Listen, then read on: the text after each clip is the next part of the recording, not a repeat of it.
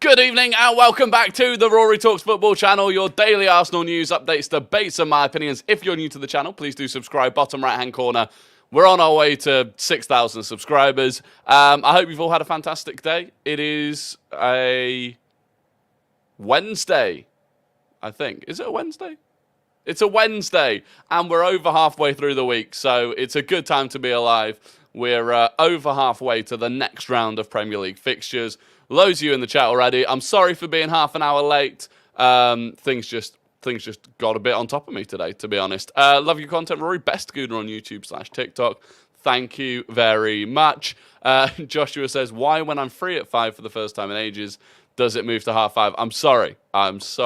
Yambele, Ross, Caleb, Alex, Ethan, Jake, Emilio, Alex, Javinho, Smithy, Penguin, Shadowclaw, it is good to see you all. And today there's lots of talk about departures. Ben Mattinson as well, good to see you. Keep up the work on Twitter. I do appreciate those threads. And I'm good, thank you. So look, basically it's departure season. And the departure lounge at the airport is filling up.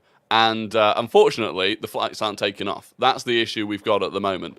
Getting to me on my lunch break. Good. Like to see it, Alex. So look, the first thing on 7 departures, why 7 specifically? They're pretty much the 7 senior players we've got left that are likely to leave this summer.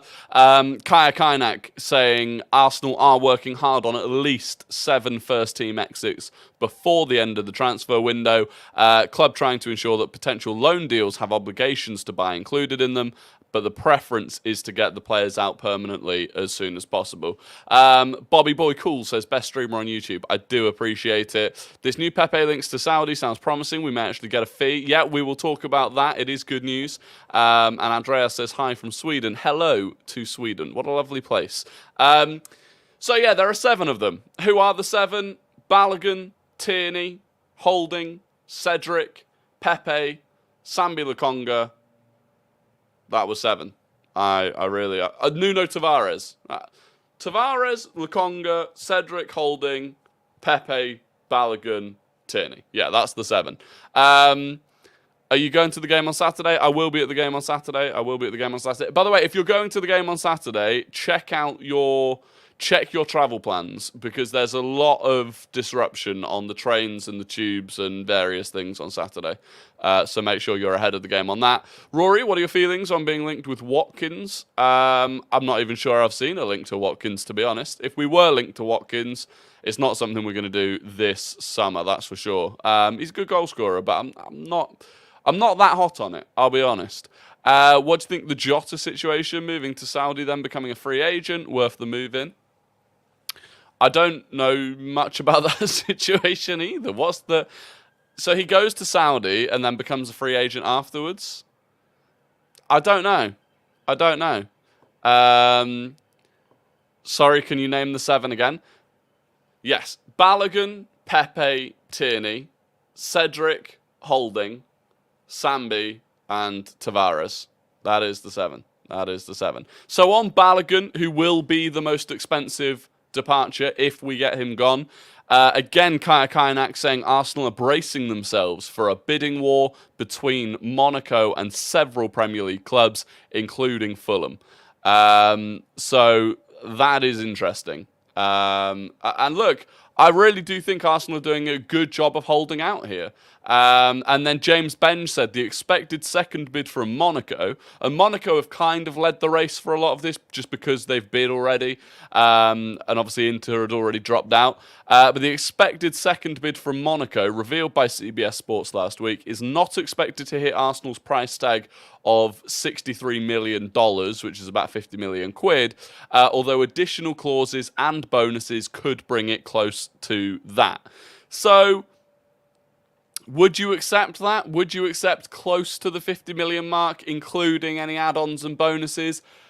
For me, it depends. If you take that money now and you go back into the market and use it on Kudus, for example, then it's worth it. If you pocket that money and then don't spend it, I think you can get more if you keep holding out towards the end of the window. I think teams are getting desperate for strikers. I think Fulham are desperate for a striker. I think Chelsea will become more desperate for a striker.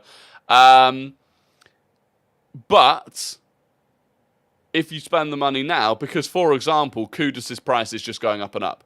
West Ham yesterday, I believe, bid the 35 million for Kudus, which was believed to be the price that Ajax wanted for him. But by the time they'd bid that 35 million, Ajax have now turned around and said, no, he's more expensive now. And Ajax do that. And we knew that Ajax were going to do that. They did it with Anthony last summer. And it's fair game. Once the season has started, they don't want to lose players. So if he's now at 40 million quid and you take that money from the Balogun sale now, I think it's worth it. VV Vlad says, nope, I think we hold firm. There's way more clubs with money to spend that need strikers than there are good strikers available. That's the truth. That's why I think Balogun is worth this money. How many strikers are there about? You know, there genuinely aren't that many strikers that are on the market. Driving, but thankfully still able to catch you. I appreciate it, Joshua. Be safe on the road. Do you see us getting Kudus? As Romano said that West Ham bid higher than Brighton's accepted one, but still got rejected as it's getting late into the window. I still think it's doable for Arsenal. I think West Ham, by the way, it'll be far more difficult for West Ham to agree personal terms with Kudus, because the issue with Kudus to Brighton was only ever personal terms with Kudus. There's rumours that he's basically holding out for either a Chelsea or an Arsenal to come in for him.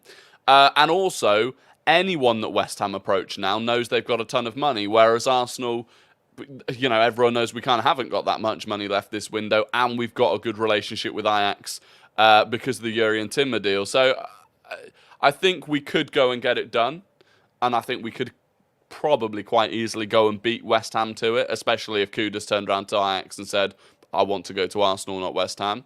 But we'll see what happens. Who's your preference at right wing, if not Kudus? Do you know what? At this point, because of the money that we've got or potentially not got, if we don't get Kudus, I'm not sure I'd jump into the market. I'm not sure there's anyone I look at really, like Ansu Fati that people have floated. I'm not sure I'd do it. I think I'd leave it and hold off for another window and then try and maximise the money that we get from the players that we're selling. But let me know what you think, because I know you've got your eyes on lots of up-and-coming players, so let me know what you think. Who do you think Arsenal should buy? Well, really only... Kudus is the only one that I'm really kind of that bothered about signing at this point. I think maybe a defender... but again, I don't really want to spend a lot of money on a defender, which means we need to dip into the loan market. Who's available? Jota on a free if no Kudus should be the answer to that. I mean, just shows the arrogance of Inter Milan wanting to get Flo for 20 million. Yeah, well, they're embarrassing. They're embarrassing. I feel like Kudus could go to Chelsea. Hope not, but I just see them going big for him. Yeah, I think Chelsea will go back in for at least one more player in quite a big way, which will be frustrating. On Nicola Pepe, by the way, so this was the good news today on Pepe, who, to all intents and purposes, we'd given up on getting a fee for him. In fact, actually, really what we were even willing to do was terminate his contract minus the 7 million that we owe him for that final year and send it to, and just give him to... Besiktas, I think it was, wasn't it? Jake, I shouldn't have crashed, I don't think. Unless you're talking about you've crashed your car or something. But I think we're still good. However, according to Fabrice Hawkins, who is a good source in France, an unnamed Saudi club is negotiating with Arsenal for Nicola Pepe and are offering a transfer fee, which would be unbelievable. Like, truthfully... If we can go and get a fee for Pepe, having been in the situation we were just in, would be fantastic. So we don't know who that club are, but we know Saudi are still... apparently Pepe and Arteta had a blow-up in training today. Good. Well, I mean, luckily Pepe, in my opinion, was never coming back, so it doesn't make much of a difference. But no, I think that would be fantastic if we can get a fee for him. And the interesting thing, by the way, and something to watch, Tom, we started the stream late, Tom, so we've still got a while until Guess the Gooner. We started the stream at 5:30 today because I was running late. What do you think about Ivan Toney to Arsenal? Maybe. I mean, is Tony? Well, Toney wants to move to Arsenal based on the interview that he gave. So look, it's the sort of profile I'd want. Anyway, back to Pepe. If we can get a fee for him, posted threads on Barcola, Fati, and Neto this week, who are some that I'd consider for right wing. I've got a thread coming with a list of different options. Yeah, that Barcola I find quite interesting. Fati, I'm not that interested in. I've completely gone off track. I was talking something about the Saudi transfer window doesn't close until the 20th of September. So Premier League clubs will still be able to sell players to the Saudi League until the 20th of September. The European window closes on the 1st. So you can't buy anyone at that point, but you could sell players to Saudi Arabia after that. And so it wouldn't surprise me if a number of Premier League players get poached effectively after the 1st of September, between the 1st and the 20th. So there's still time, effectively, to sell Pepe on, even after our transfer window closes. Premier League clubs complaining about that. It is what it is. I'm not sure there's much they can do. What happened to that one Brazilian we were linked to? Do you know what? I don't actually know, and I can't even remember his name. What was his bloody name? I'm trying to scroll back through various. Streams. What was his name? The Brazilian geezer, Bitello. I don't know what's actually happened to him. Has he moved anywhere? Give Balogun a start in the Prem. And Nketiah is awful compared to Jesus, and we don't know about Balogun until we try him. I don't think Nketiah is awful. I think that's harsh. I think that is harsh on Nketiah. And I mean, Balogun did get a start against Brentford at the start of the season before. Read the chat. I'm trying. No, he's still there. Okay, Batello's still there. But yeah, look, I just don't think Balogun's going to get the chance. But the thing is, even if you give Balogun a chance, unless he's the first choice striker, he doesn't want to be there. So you give him a chance, but unless you're dropping Jesus, like actually dropping Jesus, you're still going to be caught in a difficult position. And I don't think Balogun's better than Jesus, in all honesty. Honestly, Reece Nelson deserves an opportunity this season, not just coming off the bench. He has more ability than Martinelli. I mean, I'm not sure I agree with the second part. I do agree that he should get more game time. To be honest, one of the biggest issues with Reece Nelson is he keeps picking up injuries at really awkward times. You know, he's only just coming back from an injury that ended up having him out most of pre-season. So it's quite a difficult one with Reece Nelson, in all honesty. Kieran Tierney. Radio silence. Genuinely, I don't know. We've seen that he's not been in matchday squads, but in the last week, there's pretty much been nothing linking Tierney to a move away. And so we're going to have to wait for someone to come in late. And again, there are dominoes that could happen. Luca Digne moving from Villa to Saudi, which is a possibility, would then free up potentially a move for Tierney to Villa. But as it stands, you know, he's arguably, well, he is and would be the second most valuable departure.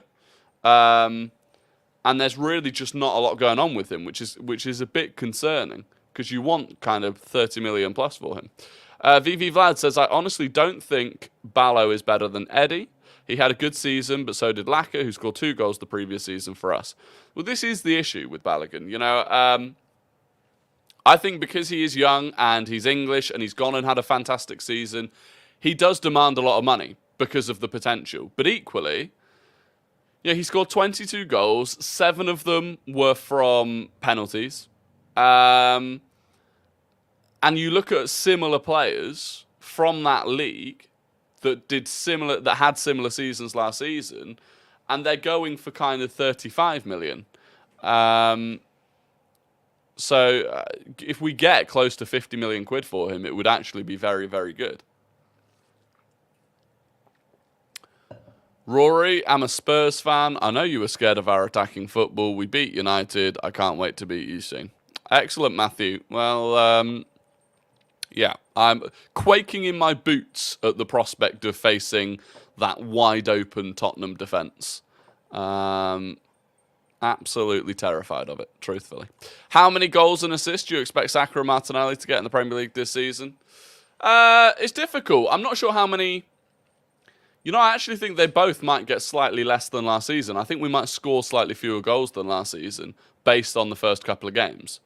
But we'll see. It depends on the system. If we change the system back to what we played last year, I think it frees those two up a lot more. But we'll see. If we don't dismantle United like Spurs did, would you be worried for us or worried about Spurs? Says Joshua. I would, whose girlfriend is typing whilst he drives. So shout out to Joshua's girlfriend. I wouldn't be worried about Spurs, no. I think there'll be two different games. I think, to me, Spurs' defence looks... Oh, look, the dog's in the background. Loving life. Absolutely loving life. Go on. But no, I'm not worried about Spurs. I think their defence is very, very open. And I would expect us to score quite a few goals against. To be honest, I could actually see us putting 4 or 5 past Spurs. And that's not being disrespectful. I could see that being the sort of game that ends 5-2. Like the old Arsenal Spurs classics. Do you think Martinelli is being limited? I think Martinelli and Saka are both being limited. The lack of overlapping fullbacks makes it far more difficult for a winger to have as much effect. It just does. What they have to do is... be so good that they can kind of make up for that by themselves. And I think Saka's doing a bit of a better job of that at the moment than Martinelli. But I've got faith that Martinelli will figure it out for himself. Did you see that Man U lost to Burnley 3-0? And a reporter said they should have had 6 or 7. Yeah, I did see that. But United and Burnley played a behind closed doors friendly today. And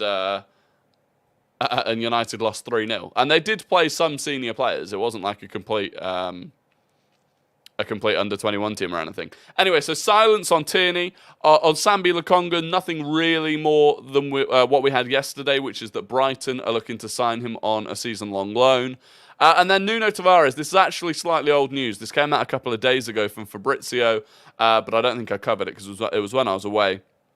But he said after the deal collapsed with Forest, Aston Villa are exploring conditions of a deal to sign Nuno Tavares. Personal terms not discussed yet, as up to the clubs now. Nuno is an alternative to Marcus Acuna with Sevilla. So again, I mean, look, they could potentially be looking at Nuno Tavares or Kieran Tierney, but they wouldn't sign both of them, which is frustrating. But who is your favoured replacement for Timber?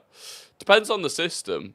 To be honest, I think right now, with Zinchenko fit, I still think our best back four, is White, Saliba, Gabriel, and Zinchenko. And I think ultimately, Arteta wants one of the fullbacks to be inverting. And when Zinchenko's out, it's actually better to have Partey playing at right back on the right-hand side and have him be the player that inverts. With Zinchenko back, it wouldn't surprise me if we go back to him being the one that inverts. And then we have White, Saliba, and Gabriel as normal. So, why did the Forest deal collapse? I'm not entirely sure. I'm not sure that Nuno Tavares accepted personal terms. He may be demanding too high wages. Saliba or Ruben Diaz? Saliba. I think Saliba's got a higher ceiling. In all honesty, I do think Saliba's got a higher ceiling. I think it's scary how good Saliba could become. Thoughts and predictions on Fulham and what system Arteta is going for. So I hope to see the old system. I hope to see the old system, Partey and Rice in midfield, Ødegaard, Saka, Martinelli, and then either Trossard, Eddie, or Havertz up top. To be honest, I'm not that bothered which of those it is.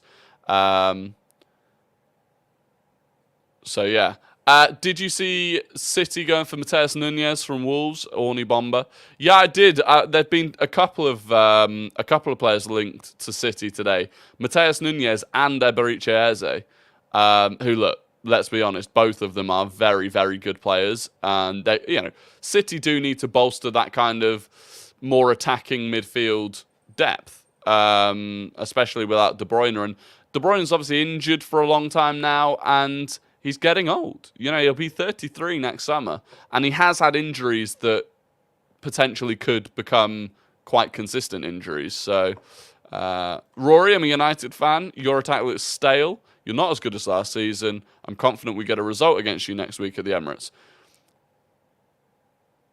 I mean, look, does the attack look stale slightly compared to last season?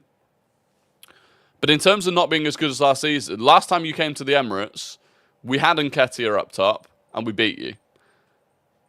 This time coming to the Emirates, based on the way you've started this season, you look terrible. And I genuinely think we could batter you.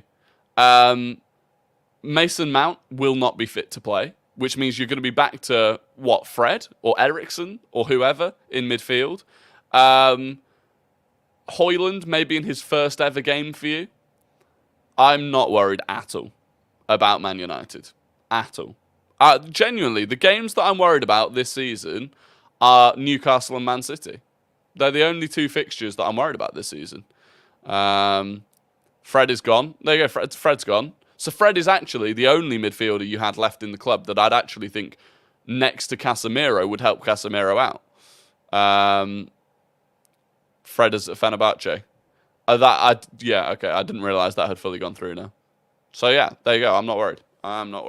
Without Zinchenko, we should invert Kivior and play White at right back. I don't disagree. Yeah, to be honest, I'd have rather seen Kivior than Tomiyasu on Monday night anyway. So I think benching Havertz and putting Partey back in the midfield, White at right back again, would help our attack and even out. Yeah, I agree.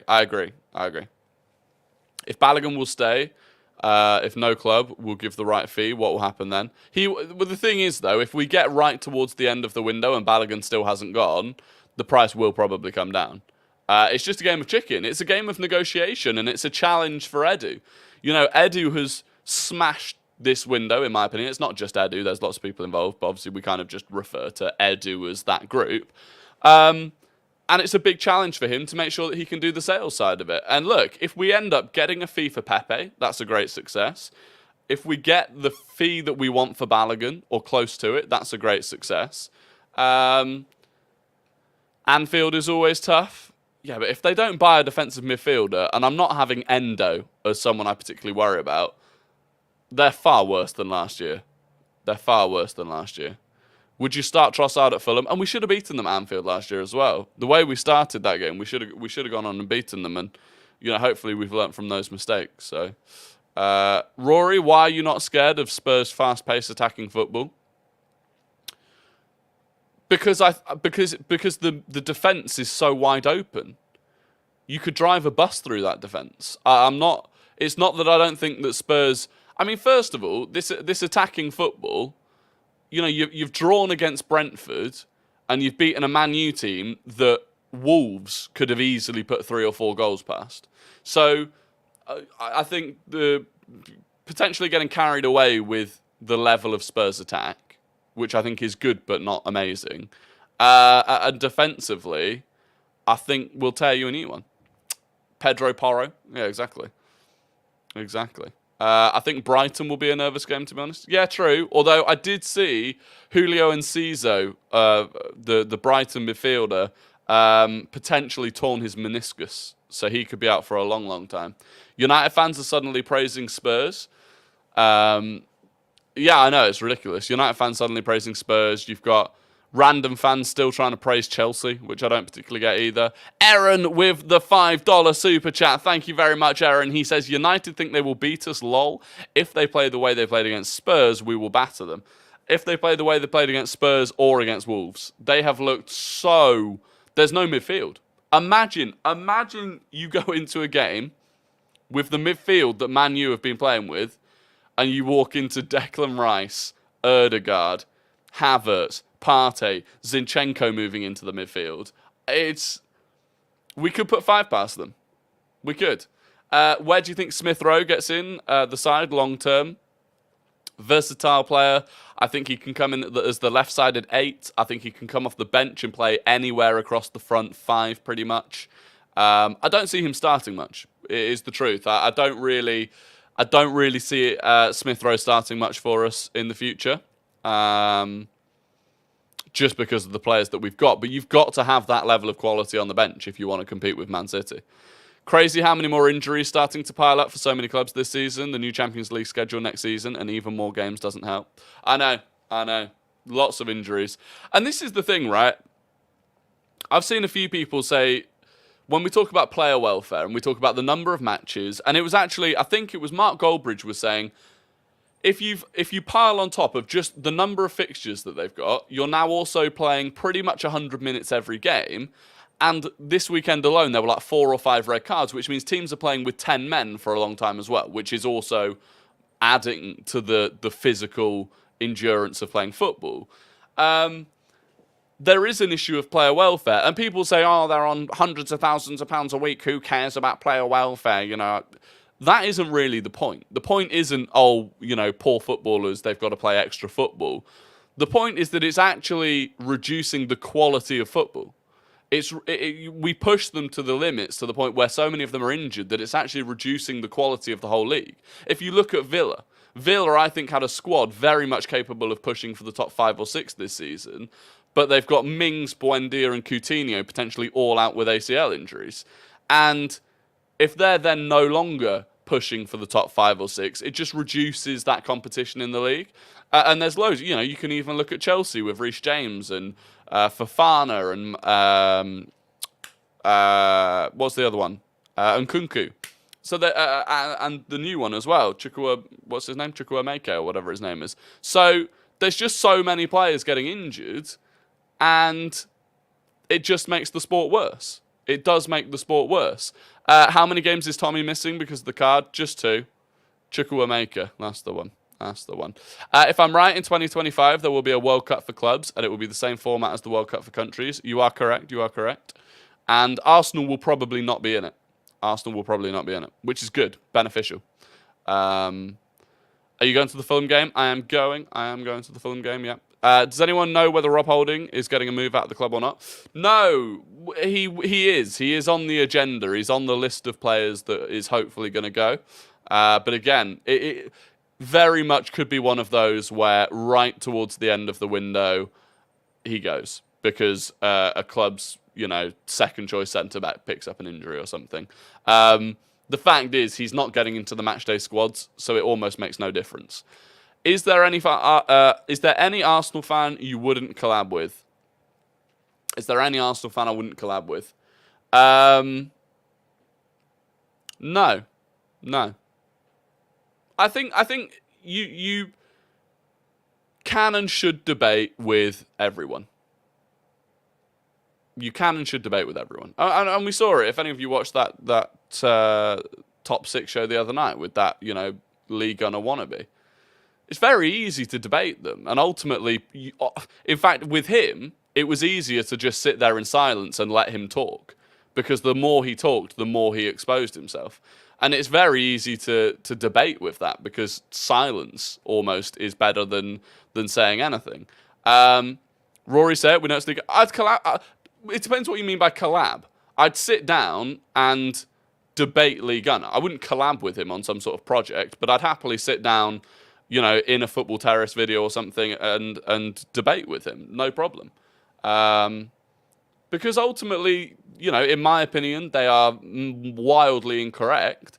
And if you sit down and you prod at them and you poke a few holes in what they're saying and you blatantly demonstrate that they're hypocritical a lot of the time and they're inconsistent with their views, it unravels quite quickly. It's very easy to do. And so I'd happily do it. I know you've said this already, but I'm really not sure whether what Kai Havertz gives us. Can see why Chelsea sold him and Mason Mount. He's also been shocking the first 2 games. I don't think he's been bad the first 2 games at all, Dan. I don't think he's been bad the first 2 games at all. He's won the most duels in both matches. He's covered more ground than any other Arsenal player across the 2 matches. He fed the ball into Martinelli in the first 2 minutes against Crystal Palace. Should have had an assist. Actually, I've watched it back now. When Nketiah failed with the chip? If he'd looked up, Havertz had made a fantastic run. And if Nketiah had pulled it back to him, it was a tap-in for Havertz. He occupies a lot of spaces. I really don't think he's been bad at all. And it takes time to adapt to a completely new system as well. So I'm not too worried about Havertz fitting in at all at this point. I'm quite happy with it.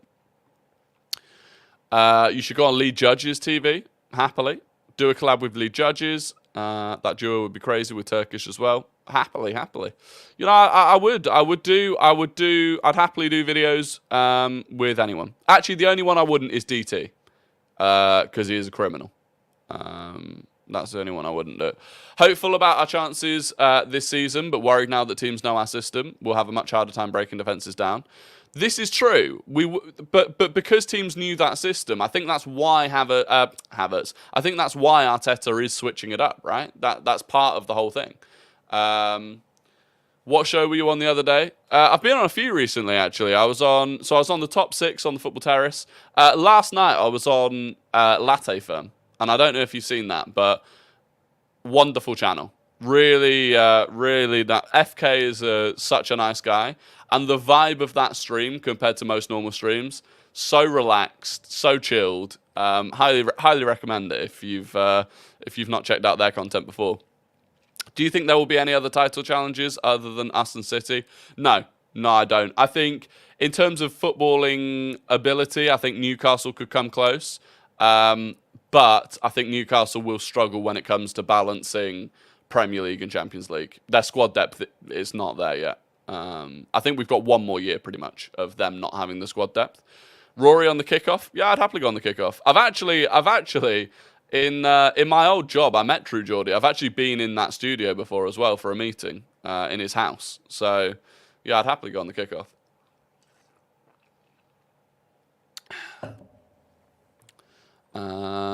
Wouldn't we want Arsenal in the Club World Cup? We would want Arsenal in the Club World Cup, yeah. We for the money, because there's quite a lot of money involved in the Club World Cup. But to do it, I think we basically have to win the treble, because it's like a point system to qualify, and it's like based on historical accumulation, and because we've been out of the Champions League for so long, I think we would basically have to win the treble to get back in there. Thoughts on Ty from AFTV? He's just a character. He's just a character, isn't he? He's not that he pretends to be who he is. It's just you meet people in life, right, where you're like, they're just a unique person. They're just a completely one of a kind, and yeah, you know, that's Ty, isn't it? Do you think we could try playing a 2 up front without having to sacrifice Martinelli or Saka? Well, we kind of do at times, right? Because at times Havertz pushes up and becomes the second striker. Rory, why are you not scared of Chelsea? We have Caicedo and Enzo who are better than Rice. Yeah, all right, Bobby. When's the next joke? I saw them against West Ham. I saw them against a West Ham that didn't have Declan Rice and was down to 10 men for half an hour. It was about as threatening as my dog. Selfishly want Arsenal in the Club World Cup since it's in the States. Oh, yeah, true.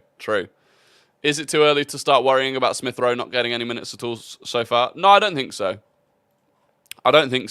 Especially because both of the games, but particularly the Crystal Palace game, haven't presented the opportunity to bring a Smith Rowe on. You know, same with Trossard. Trossard didn't come on against Palace either, and it was just because of the way the game went. We had to make a bunch of defensive substitutions. So I'm not worried about it yet. Do you think that Ødegaard is the better penalty taker at this point? Really messed up my fantasy on Monday, that. I do think Ødegaard is actually a very, very good penalty taker. I can't recall him taking a bad penalty. But I do think that him and Saka are actually going to rotate quite a lot when it comes to penalties. I think they're going to play around with it. And, you know, if they don't know who's going to take a penalty on the day, then the keeper certainly doesn't. So, and if they're both confident enough to take them, because we don't have an out-and-out striker that will be your penalty taker. We don't have your Harry Kane or your Ivan Toney, who is your number 9. They take the penalties because they're the striker. And because we don't have that, it doesn't really matter who takes it. Do you think Kivior is a like-for-like replacement for Timber? Not quite. I think Timber is far more comfortable on the ball. Kivior is comfortable on the ball, but I think Timber is, you know, in terms of for a defender, one of the best in the world, I would argue, in terms of on-the-ball ability and driving through a midfield and stuff. So I don't think Kivior is quite at that level, but I think he's the closest that we've got. I think he's the closest that we've got at the moment. Kivior, Jorginho, Gabriel, Zinchenko all had 100% pass completion. That's the depth of quality that we have now, and it's beautiful. Exactly. You look at the players that we're bringing on. Like you said, Kivior, Jorginho, Gabriel, Zinchenko. You look at the fact that we didn't even bring on Trossard, Emil Smith-Rowe, Fabio Vieira, Gabriel Jesus, Reece Nelson. It's incredible depth. Rory, I'm a Liverpool fan. I'm sorry, we are more attractive, and every player would choose Liverpool over Arsenal. Yeah, just like they chose Liverpool over Chelsea. Just like they chose Liverpool over Manchester United. Just like they chose Liverpool over... Has anyone actually chosen Liverpool this summer? I don't think they have. I don't think anyone's actively... None of the players that you signed this summer were wanted by anyone else for the fee that they went for. Maybe McAllister, but I don't really know what happened with that. Endo? Yeah, but no one... Arsenal weren't looking for Endo. No one was looking for Endo. He's 31 years old or whatever he is. No one was interested in him. Surely Zinchenko and Gabriel start against Fulham. I hope so. I do hope so. Anyway, it is time for Guess the Gooner, the game where I give you Annex or current Arsenal player's career path minus the Arsenal part of it, and you have to guess who it is. First person to get it correct in the chat gets the immense pride and respect of the Rory Talks Football community and the wider footballing community. Get the fingers on the keyboards. If you're watching on TikTok, you want to get involved, the link is through the Instagram icon in my bio. Get over there. And subscribe whilst you're there as well. And subscribe, please. If you're watching on YouTube, please do subscribe. Drop a like on the video as well. Much appreciated. So today's Guess the Gooner went on loan to Norwich. They went permanently to West Brom. And they went permanently to Miami. On loan to Norwich. Permanently to West Brom. Permanently to Miami. Who is the player?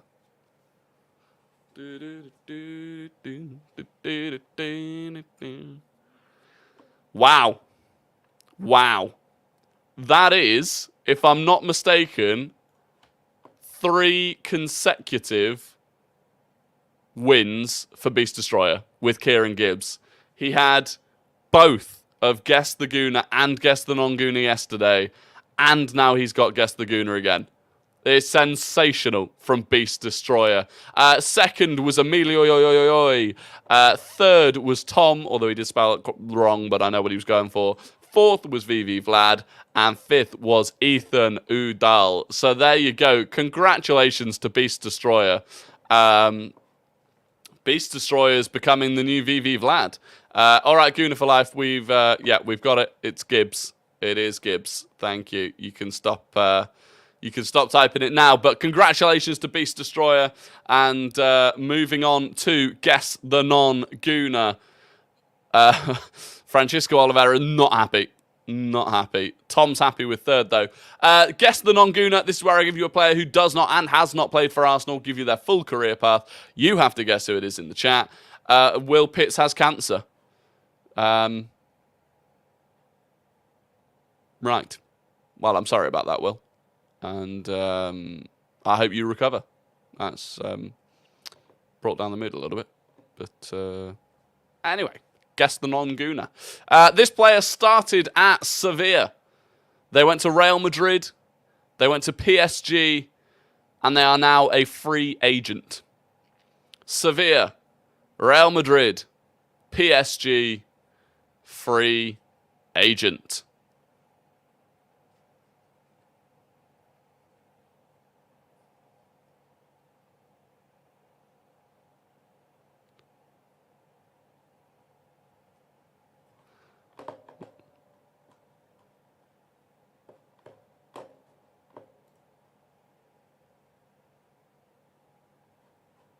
The rest of you are getting mugged off.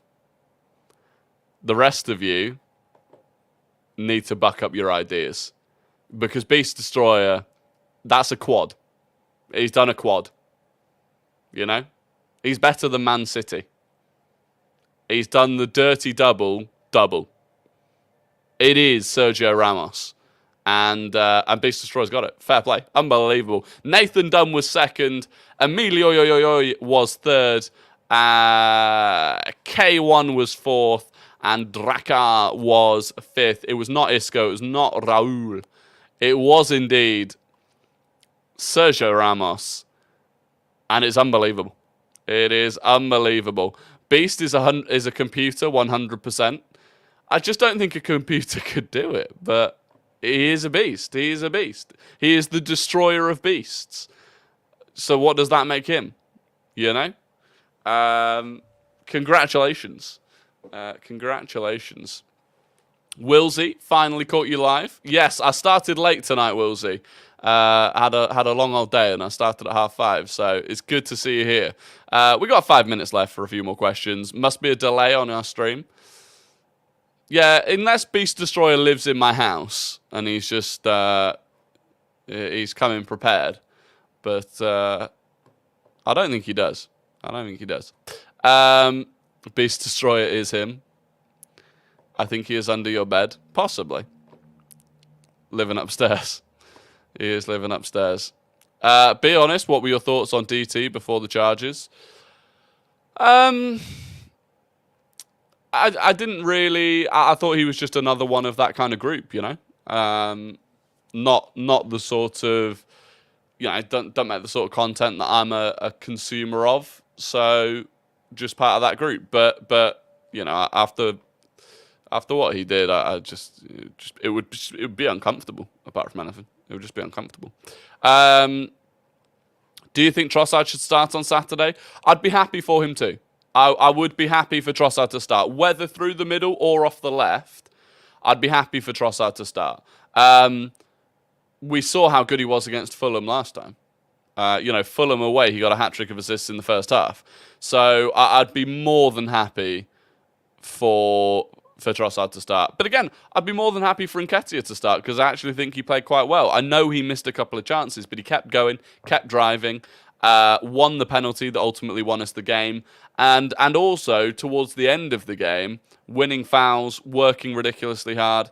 And then equally, I wouldn't mind it if we changed the full setup again so that you've got White at right back and Zinchenko at left back, and then you've got Partey and Rice. If that means moving Havertz up top, I wouldn't really mind that either. So, you know, there's quite a lot of freedom. I think the only thing that I wouldn't be massively happy with is if we've got Partey at right back again, and I don't even know who would be the left back. I guess Gabriel or Kivior, but I'd rather not do that. If Zinchenko is fit to play, I'd like to see him play. I want Trossard on the left. Yeah, possibly. I don't think Martinelli's hit the ground running yet this season. So, why are you not scared of Spurs attack? Easy answer, Saliba. Do. Yeah, well, I mean, that is the other answer. I'm not scared of any attack. We've got a centre-back that can absolutely pocket Erling Haaland. Sorry that I'm not scared of a pigeon. Do you know, you've got an actual pigeon that I'm meant to be scared of. Where do MLS and Nwaneri get game time pathway realistically? They look ready for the first team. I certainly think in the early stages of the cups, League Cup especially, the Carabao Cup. I mean, again, last night, you know, they drew 2-2 against Swindon and then won on penalties. And Nwaneri and Miles Lewis-Skelly both played and both looked really good. And they're 16-year-olds playing at under 21s. So, you know, they're well on their way. They are well on their way. Tom's got to go. No problem. Appreciate you being here, Tom. Who are our main four captains? I would say, obviously, Ødegaard, Gabriel. I now think probably Declan Rice. You know, he might not be in name. They might not have named him part of that leadership group. But I think he is. He has to be. And then I guess the fourth would be, I don't know, Ramsdale maybe? Not sure. Nwaneri and Lewis-Skelly to start in UCL confirmed. I mean, who says no? Who says no? I would rather drink water than Prime. Fair play, Drakkar. In fact, actually, at the Emirates, I regularly do drink water rather than Prime. Gooner for Life says, love the content. I do appreciate it. Skelly is my cousin. There you go. We've got Miles Lewis-Skelly's cousin in the chat. Good to see you. Good to see. Tell him to follow me on Instagram, please. Thank you. Jesus was the captain. Oh, yeah, Jesus, yeah. Yeah. And again, like, Zinchenko probably plays that role in the dressing room as well. I mean, the good thing is we've just got so many leaders. You can see Saliba becoming a leader. Ben White, leader by example type in an Ødegaard sense, leader by example. I don't know if you saw that clip. I shared a clip on Twitter last night. Rob Holding did an interview, and he was saying that the end of the Amazon season, so the end of the season before last season, you know, when we bottled top 4, and we went away to Newcastle and we lost 2-0.